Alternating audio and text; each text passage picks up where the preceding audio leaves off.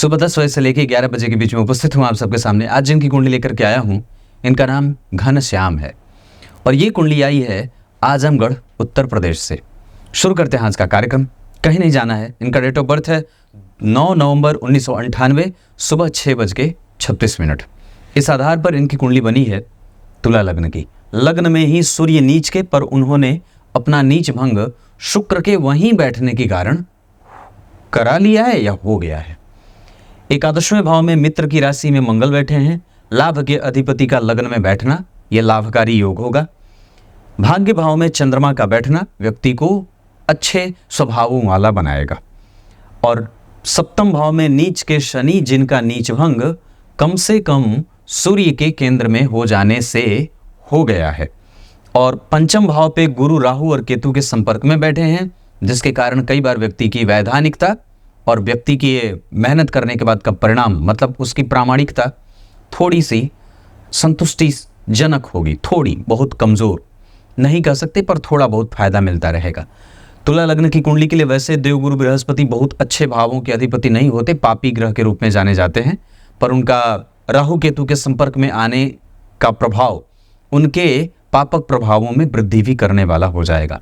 और धन भाव में बैठे हैं वृश्चिक राशि के बुध, जो व्यक्ति को कई बार रुग्ण बना देते हैं और वो थोड़ा मितभाषी, कम बोलने वाला, या उसकी जबान उतनी गर्वीली नहीं होती है जितनी होनी चाहिए।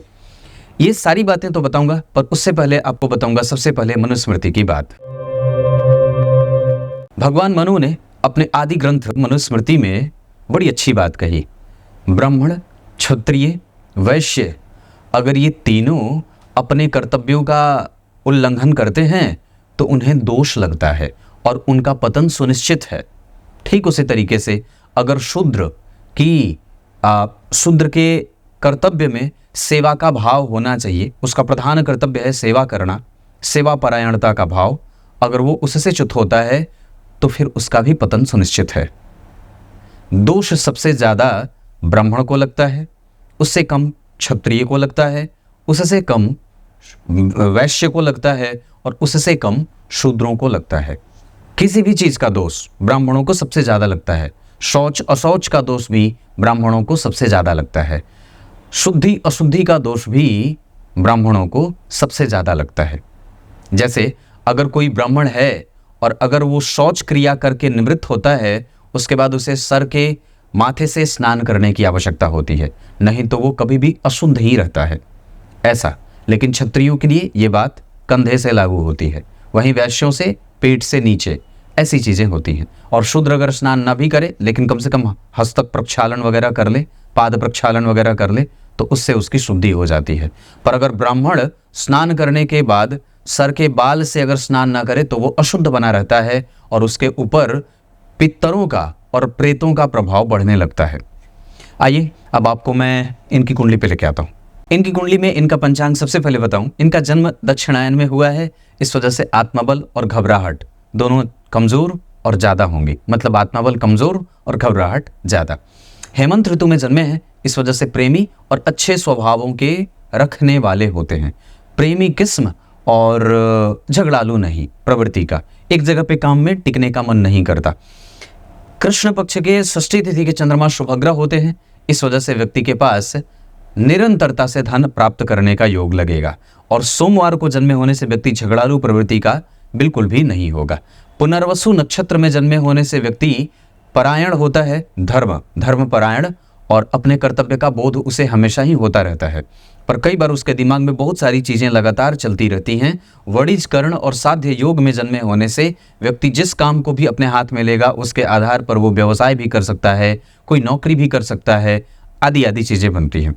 पर इनके पास शूद्र वर्ण और देवगण के होने के कारण इनके पास जल्दबाजीपन की प्रवृत्ति होगी और साथ ही साथ ये व्यक्ति किसी भी तरीके से किसी भी लक्ष्य को छूने के लिए हमेशा ही लालायित और मेहनत करता रहता है। ये इतनी सारी चीज़ें मैंने आपको बताई हैं। अब आपको मैं इनकी कुंडली में सबसे अच्छी बात बताऊं कि इनकी कुंडली में चंद्रमा बड़े अच्छे हैं। और जब चंद्रमा को देखें तो इनकी कुंडली में भाग्य भाव में ही चंद्रमा की स्थिति बनी है और गुरु से वो दृष्ट हैं, शनि से दृष्ट हैं। हालांकि शनि की दृष्टि इनके लिए खराब नहीं हो, लेकिन दशम भाव के अधिपति पे शनि की दृष्टि व्यक्ति को नौकरी देने वाली बनती है। क्या बात मैंने कही? अगर आपकी भी कुंडली में दशम भाव के अधिपति पे शनि की दृष्टि जा रही होगी तो आपको नौकरी की कोशिश करनी चाहिए। और उससे पहले ये देख लेना चाहिए कि चंद्रमा के पास बल कितना है। जैसे चंद्रमा के पास गुरु का बल है, और उसके बाद ये जिस राशि में बैठे हैं उस राशि का अधिपति धन भाव में बैठा है, मतलब भाग्य भाव का अधिपति जब धन में जाएगा तो ये अपने आप में महाभाग्यशाली योग बनाएगा। इसके अतिरिक्त लाभ भाव में पापक ग्रह या क्रूर ग्रह या दाहक ग्रह की राशि का बनना और मंगल और राहु जैसे दो दाहक ग्रहों का बैठना व्यक्ति को अपने पराक्रम, अपने बल, अपने भाग्य के सुख और आदि आदि चीजों से सफल होकर के अपने भाग्य के बल पे, अपने पूर्वजों के आशीर्वाद के आधार पे उसको नौकरी भी मिलती है और वो बहुत सारी चीजें प्राप्त करने वाला भी होता है। नवमांश कुंडली में थोड़ी देर बाद चर्चा करेंगे, पहले दशमांश पे देख लेते हैं। दशमांशा कुंडली के लग्न के अधिपति बनते हैं चंद्रमा, वो जा करके बैठे हैं मीन राशि के, जिसके अधिपति परिवर्तन कर रहे हैं, जिसके अधिपति चतुर्थ भाव में बैठ रहे हैं तुला राशि के। यहाँ पे जो गुरु की बैठने की स्थिति बनी है, मंगल जो स्वग्रही बैठे हैं, शनि और सूर्य जो यहाँ बैठे हैं, वो कई बार व्यक्ति को नौकरी से मतभेद दे देते हैं या कई बार व्यक्ति नौकरी छोड़ देना चाहता है। और साथ ही साथ दशम स्थान के मंगल और गुरु तुला राशि के व्यक्ति को अपना रोजगार स्थापित करने पे ज्यादा ध्यान ले जाना चाहते हैं। यहाँ ये बात चंद्रमा के कंफ्यूज होने के कारण में सिद्ध हो रही है कि चंद्रमा मीन राशि के और केतु से ग्रहण में, यहाँ पे केतु की दृष्टि चंद्रमा पे, गुरु राहु केतु के संपर्क में। इस वजह से व्यक्ति कई बार मिली हुई चीज या हाथ में आई हुई चीज को छोड़ करके बाद में पश्चाताप की अग्नि में जल सकता है। ये कुंडली तुला लग्न की है, इनको नौकरी मिली है, ये नौकरी में है, पर इसके बावजूद ये नौकरी छोड़ करके, अच्छी नौकरी छोड़ करके ये अपना व्यवसाय करना चाहते हैं। कारण है क्योंकि लग्नेश और लग्न में बन रही राशि से प्रवृत्त होने के कारण, उससे प्रभावित होने के कारण कई बार व्यक्ति अपने आप को बदलना चाहता है और अपने रोजगार की स्थितियों को बदलना चाहता है। यहाँ भी गुरु तुला राशि के, मैंने इस पे बहुत पहले कार्यक्रम बनाया था कि अगर गुरु तुला राशि के होते हैं तो व्यक्ति व्यापार करता है या व्यापारिक सोच का होता है। तुला लग्न के लोग आरंभ में भले नौकरी करें, एक वक्त के आने के बाद वो व्यापार में जाना ही चाहते हैं और बड़ा बिजनेसमैन बनना चाहते हैं। नौकरी में रुकावट सूर्य और शनि के कारण और जन्म कुंडली में चंद्रमा के कंफ्यूज होने के कारण कई बार वो व्यक्ति अपने निर्णयों को बार बार बदलने वाला और अपनी व्यथा को अच्छे तरीके से न समझ करके गलत निर्णयों में डूबने वाला भी हो जाएगा। ये बात इतनी है। दशमांशा कुंडली में लग्न और दशम के अधिपति का संबंध द्विद्वादश का बन रहा है, मतलब लग्नेश 12 में, मतलब क्या बोलते हैं नवम भाव में, और दशम भाव के अधिपति दशम में, पर इन दोनों का संबंध द्विद्वादश का बन रहा है। इस कारण से भी कई बार परेशानी होती है, इस वजह से भी कई बार उसे बहुत दिक्कत में जीना पड़ता है। हालांकि ये जो कंपटीशन है करियर वाला, वो इस वजह से ही बढ़ता है और कई बार व्यक्ति किसी के अंडर में रह करके कोई भी काम नहीं करना चाहता है, अपने हिसाब से, अपने मतलब के हिसाब से काम करना चाहता है। इनकी कुंडली में मंगल से 4 घर आगे बुध बैठे हैं। ये अपने आप में व्यक्ति को तार्किक और समझदार बनाता है। और बुध के ऊपर से 4 घर आगे गुरु बैठे हैं, तो किसी भी भाव से 4 घर आगे शुभ ग्रह का बैठना उस भाव की वृद्धि करता है। याद रखिए, ये बहुत अच्छी बात है। आपकी कुंडली में जिस भाव में शुभ ग्रह बैठा हो, अगर उससे 4 घर पीछे जो भाव बना हो, उस भाव की वृद्धि वो कर देता है, या फिर ये कह सकते हैं कि उस भाव को उससे सुख मिलता है। जैसे आपको उदाहरण देता हूं, माता भाव के अधिपति जन्म कुंडली में शनि हैं पर नीच के हैं। इसका अर्थ होगा कि व्यक्ति अपने मातृ पक्ष और पितृपक्ष में से माता से थोड़े बहुत संकोच में जा सकता है, क्योंकि माता का सुख कैसा बना, नीच का। माता भाव का अधिपति नीच का तो है ही, पर इस भाव से चौथे भाव में भी एक नीच का ग्रह बैठा है। इस वजह से वो माता के सुखों से वंचित, मातृभूमि से दूर और कई बार अपने घर परिवार से दूर रखने पे विवश करता है। उस पर राहु की दृष्टि, मतलब माता भाव के अधिपति तो पहले नीच के हैं, ऊपर से राहु की दृष्टि पड़ गई, और उसके बाद देखें तो इस भाव के ऊपर किसी भी शुभ ग्रह की कोई दृष्टि नहीं है, तो माता भाव परेशान और पीड़ित दिख रहा है। नवमांश कुंडली में लग्न बना मिथुन का, पॉइंट बदल रहा हूं, नवमांश कुंडली में लग्न बना मिथुन का, इसके अधिपति जन्म कुंडली में वृश्चिक के, यानी कि ये ग्रह वर्गोत्तम हो जाए, और ग्रह जब वर्गोत्तम हो जाए तो बलवान हो जाए। और जब तुला लग्न की कुंडली में वर्गोत्तम होगा तो कौन वर्गोत्तम हो रहा है, नवम भाव के अधिपति, इस कुंडली के सर्वाधिक राजयोग कारक ग्रहों के रूप में जाने जाने वाले बुध वर्गोत्तम हो रहे हैं, जिसके कारण व्यक्ति के ऊपर भाग्य का सुख इतना है कि वो अपने भाग्य के और प्रारब्ध के भोग के कारण उसको आसानी से नौकरी मिल जाती है। 1998 के हैं, नौकरी में हैं। ये मेरे लिए भी आश्चर्य की बात है थोड़ी सी, क्योंकि अभी 1975 के लोग हैं, 71 के लोग अभी भी करियर को लेकर के डमाडोल स्थिति में हैं, पर ये व्यक्ति 1998 का और अच्छे पद पे विभूषित है और फिर भी और भी अच्छा काम करना चाहता है। तो वो किसके बल के कारण हुआ? क्योंकि भाग्य भाव इनकी कुंडली में सबसे बलवान है।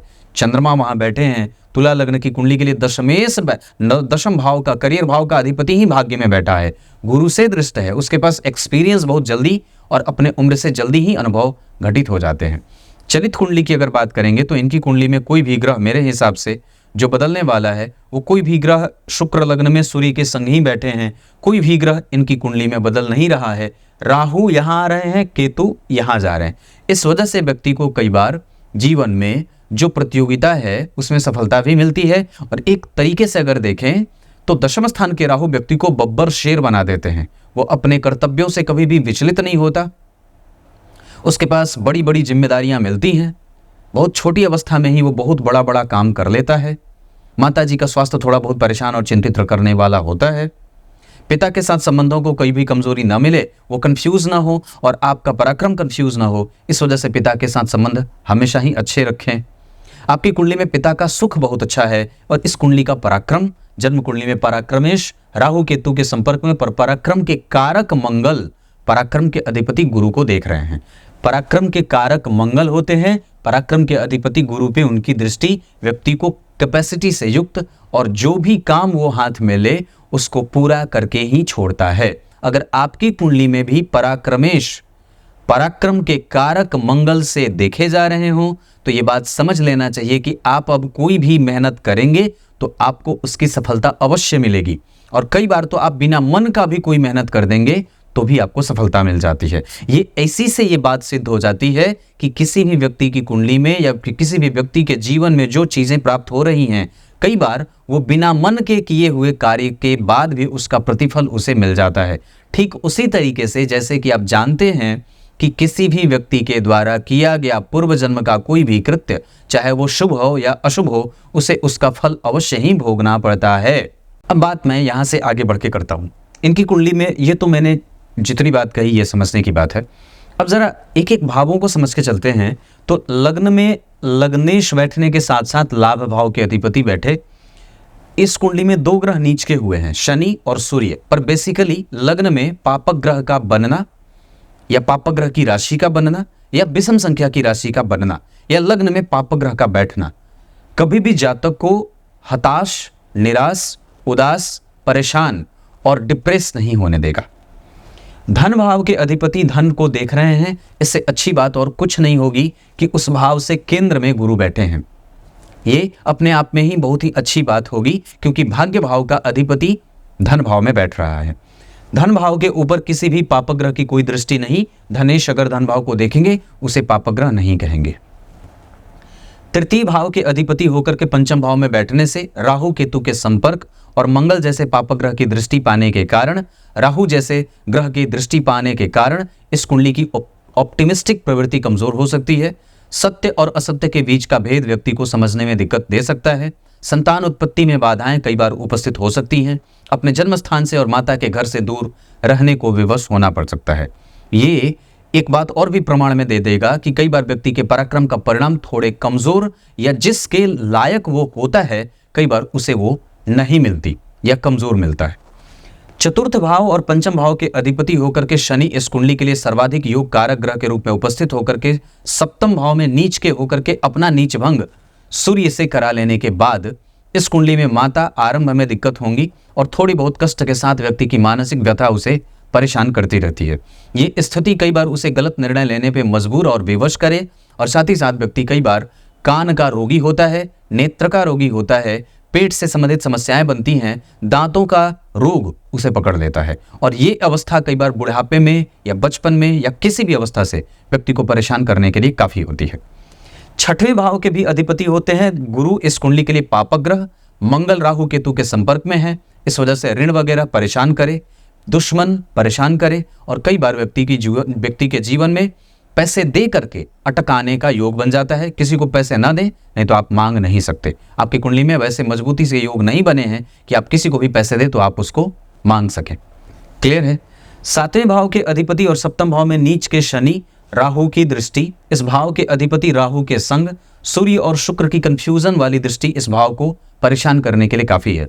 हालांकि सप्तम भाव के अधिपति मंगल के ऊपर गुरु की दृष्टि पड़ेगी, इस कारण से कई बार पत्नी को रोग और मेहनत करवा करके उसके साथ एक अच्छा खासा संबंध विकसित होता है, जो आरंभ में कई बार दिक्कत देता है। इस एक के अतिरिक्त अगर आप शनि को देखें तो वो दिग्बली हैं, और दिग्बली क्या, उनके पास अति विशिष्ट कारक का बल भी है। ये बल उन्हें कई बार और जातक को ससुराल से बहुत अच्छा आदर देने वाला, क्योंकि इस भाव के अधिपति मंगल हैं और राहु की दृष्टि है। तो जरा गौर से देखें तो आपके कुंडली के सप्तम भाव पे अगर शनि मंगल राहु केतु की दृष्टि जा रही है तो वो निसंदेह थोड़ी बहुत परेशानी में बीते, लेकिन चूंकि उस पे शुक्र की दृष्टि जा रही है, लाभेश भी देख रहे हैं, इस वजह से दाम्पत्य में और पत्नी से व्यक्ति को श्रेष्ठ लाभ के भी योग बनेंगे।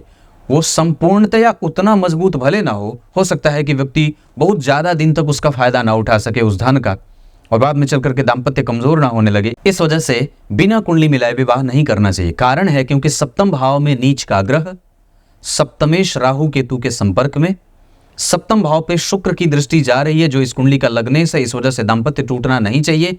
पर द्वितीय भाव पे मंगल और बुध की दृष्टि या मंगल और बुध का भाव का बनना व्यक्ति के स्वयं के भी प्रभावों को कई बार थोड़े बहुत कमजोरीपन से विकसित कर सकता है। हालांकि इस कुंडली में क्रिएटिविटी बहुत अच्छी है, ये बात मैं कह सकता हूं। दिनचर्या ठीक रहे, आलस्य न हो, प्रमाद न हो, दुखी आत्मा के न बनिएगा। लग्न में बैठे सूर्य और लग्न पे शनि की दृष्टि दुखी बनाती है। व्यक्ति नेचर के हिसाब से ही थोड़ी सी दुख की स्थिति में रहता है, मतलब उसको कुछ भी दे दो वो थोड़ा मशगूल नहीं रहता, थोड़ा ऐसे होता है ना, जैसे बिल्कुल ही असंतोषी, इसको ऐसा कह सकते। अष्टम भाव के अधिपति का जन्म कुंडली में लग्न में आना ये ठीक है, क्योंकि वो स्वयं लग्नेश होते हैं, इस वजह से उन्हें अष्टम भाव का दोष नहीं लगेगा। नवम भाव बहुत ज्यादा अच्छा बना है, इस कुंडली का सबसे अच्छा चैप्टर नवम भाव ही है। व्यक्ति के पास धर्म है, अध्यात्म है, चिंतन है, पुरखों का आशीर्वाद है, पूर्वजों की संपत्ति है, और निसंदेह उसके पास उसका सेवा भाव भी जागृत है। दशम भाव के अधिपति का नवम में आना, केंद्र त्रिकोण का योग, और एकादशवां भाव दूसरे भाव के रूप में, मतलब चंद्रमा नवम भाव के बाद एकादशवां भाव इस जातक का सबसे अच्छा है, जो उसको सब कुछ अपने बल पे दिलवा देता है। और 12वें भाव के अधिपति का धन में जाना, कई बार व्यक्ति को अगर जो कोई काम करे तो बाहर की संपत्ति या बाहर की कंपनी या बाहर इंपोर्ट एक्सपोर्ट का काम करके भी धन कमाना चाहे तो बिल्कुल कमा सकता है, क्योंकि यहां भी शुक्र लाभ भाव के अधिपति होकर के धन भाव में या धन का योग लगा रहे हैं, इसे अच्छा कहेंगे। ये आपकी कुंडली है। अब मैं नक्षत्रों पे चर्चा कर दूं तो सबसे पहले बात सूर्य की करेंगे। सूर्य 22 डिग्री के हैं, अवस्थागत वो कमजोर तो नहीं कहे जाएंगे, पर हाँ उनके पास उतना बल भी नहीं रहेगा।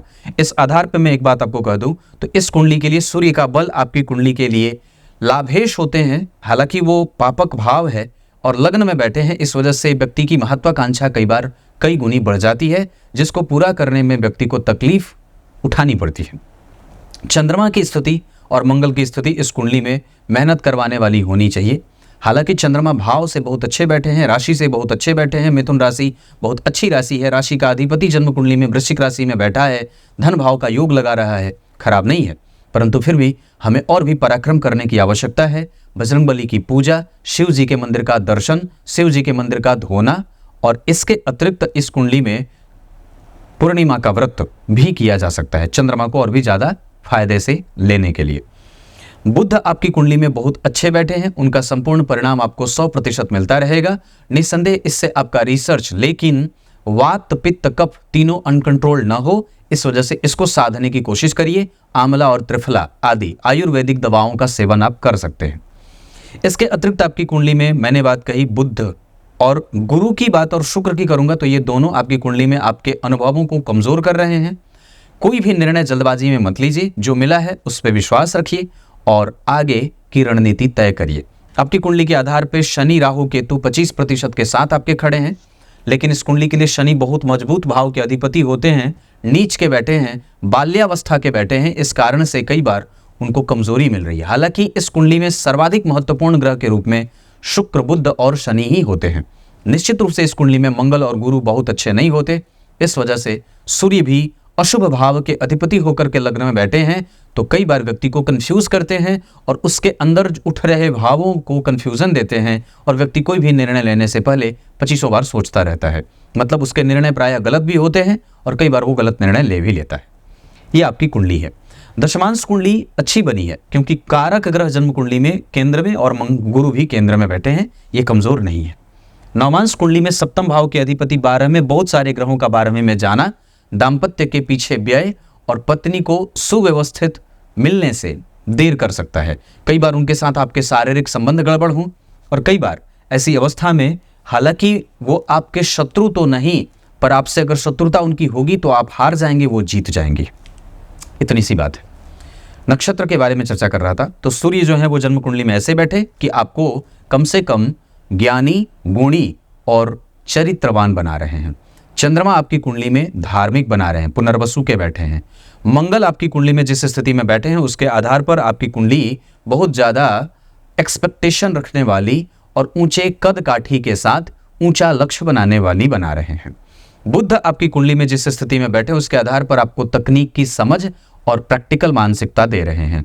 गुरु आपकी कुंडली में जिस नक्षत्र में बैठे हैं उसके आधार पर आपको गंभीरता और आपकी वाणी में लोच और इसके अतिरिक्त आपको धार्मिकता का बोध कराने के साथ साथ आपको नैसर्गिक रूप से ज्ञानी भी बना रहे हैं। आपके कम्युनिकेशन को वो धार दे रहे हैं। शुक्र आपकी कुंडली में जिस आधार पर बैठे हैं उसके आधार पर अपना टेस्ट विकसित करिए, अपना रंग, अपनी प्रकृति, अपनी सफाई और आपके कपड़े, ये सब बिल्कुल अच्छे होने चाहिए। इसमें कोई भी गड़बड़ ना हो। बिल्कुल कपड़े बड़े अच्छे पहनिए, सुंदर परिधानों से युक्त अपने आप को रखिए, गंधर्वों की भांति अपने आप को श्रेष्ठ बनाइए।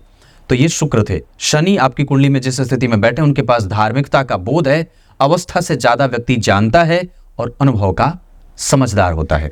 राहु और केतु आपकी कुंडली में जिस स्थिति में बैठे हैं उसके आधार पर केतु भी अच्छा है और राहु भी अच्छे हैं। इन दोनों की स्थिति आपकी कुंडली के लिए कमजोर करने वाली नहीं। हालांकि अभी दशा आपकी कुंडली में बहुत अच्छी चल रही है। बुध की दशा अभी चलेगी लगातार 2040 तक और इस दशा काल में अगर मैं कहूँगा तो आपको संपूर्ण परिणाम मिल रहा है और निस्संदेह इस बुध की दशा में आप यकीनन आगे भी बढ़ेंगे और बहुत अच्छा आगे बढ़ेंगे मेहनत करके। बुध, राहु, केतु और शनि की दशाएं आपसे मेहनत करवा करके धन देंगी। बाकी गुरु, मंगल, सूर्य और शुक्र के साथ चंद्रमा की दशा आपके लिए बहुत ही ज़्यादा शांति प्रदायक और धनदायक भी होगी। ये आपकी कुंडली है। इस कुंडली में चीज़ें अच्छी बनी हैं, थोड़ी सी कमजोरी ग्रहों के डिग्री के कारण कमजोर हो रही हैं, जिसको बल देने के लिए आपको मैंने जितने उपाय बताए हैं, जैसे गीता जी का पाठ भी बताया वो भी करना चाहिए, सूर्य को अर्घ देना चाहिए, कम से कम गणेश जी के मंत्रों का जप करना चाहिए, संकटनाशक गणेश स्तोत्र का पाठ करना चाहिए, अगर हो सके तो भगवान सूर्य की स्तुति गाइए, आदित्य हृदय स्तोत्र का पाठ करिए, आदि आदि चीज़ें करनी चाहिए। इस कुंडली के लिए अंक हमेशा से ही 3 बहुत अच्छा रहे और 5 बहुत अच्छा रहे। इस कुंडली के लिए दिशा दक्षिण और पूर्व बहुत अच्छी रहे। नक्षत्र के आधार पे अनुराधा, अश्विनी, पुनर्वसु, विशाखा और रोहिणी और भरणी ये नक्षत्र अच्छे रहें। इस कुंडली के लिए दिन शुक्रवार और शनिवार का बहुत अच्छा रहेगा और इस कुंडली के लिए धन कमाने के लिए दिशा पूर्व बहुत अच्छी रहेगी। इसके अतिरिक्त आपकी कुंडली में धन कमाने के लिए दक्षिण और पूर्व भी बहुत अच्छा रहेगा। विवाह अगर कभी भी करना होगा तो आपकी कुंडली के आधार पे आप तुला राशि और इसके अतिरिक्त मिथुन राशि और इसके अतिरिक्त मकर राशि की जातिकाओं से विवाह आसानी से कर सकते हैं। पूर्व दिशा की तरफ से अगर संबंध आ जाए तो बहुत अच्छा रहेगा। तब तक के लिए बहुत बहुत नमस्कार।